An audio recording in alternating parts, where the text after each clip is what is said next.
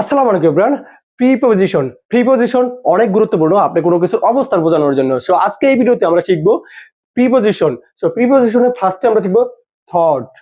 So thought, এই থটটা আমরা কেন ইউজ করব, কি কারণে ইউজ করব? ধরেন একটা বক্স আছে এখানে, আর এটা একটা বল। এই বলটা যদি এই বক্সের ভিতর দিয়ে এই পারে চলে যায়, সো এখান থেকে বলটা বক্সের ভিতর দিয়ে এই পারে চলে গেছে, এটাকে আমরা বলবো thought. Thought. So preposition thought আমরা বুঝে গেলাম। সো প্রিপোজিশন বোঝার জন্য সবগুলোই আমি আস্তে আস্তে একে একে আপনাদেরকে বলবো যে কোন সময় কোন প্রিপোজিশনটা ইউজ করতে হবে। সো এই প্রিপোজিশন অবশ্যই অনেক গুরুত্বপূর্ণ, অবশ্যই ফুল ভিডিও দেখবেন।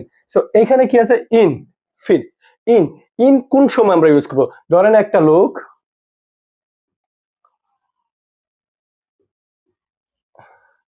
সো এই যে কোনো একটা লোক ঘরের ভিতরে আছে, একটা পার্সন ঘরের ভিতরে আছে, সেক্ষেত্রে আমরা ইউজ করব ইন। ইন দা হাউস মানে ঘরের ভিতরে আছে, there is a man in the house. So কোনো একটা মানুষ ঘরের ভিতরে থাকলে সেখানে আমরা ইউজ করব ইন। এখন একই ঘর যদি চারো দিক থেকে বন্ধ থাকে, কোনো দরজা জানলা এগুলো কোনো দিক দিয়ে খোলা না থাকে, সেক্ষেত্রে আমরা ইউজ করব ইনসাইড। সো কি হলো?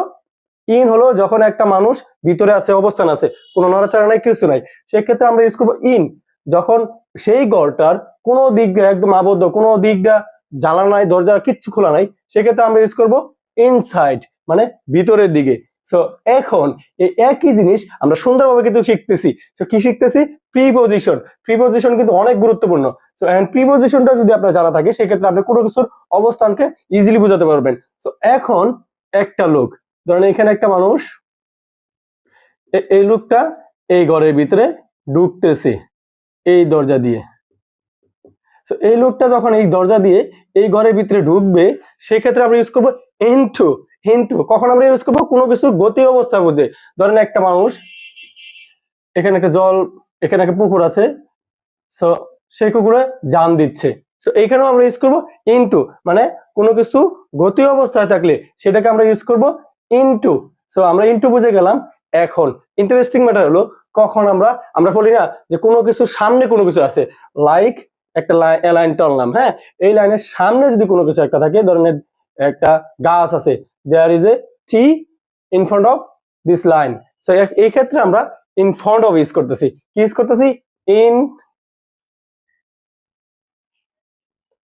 Front of. সো আমরা কি ইউজ করতেছি? In front of. সো এখন এই লাইনের পিছনে যদি ধরেন একটা হাউস আছে,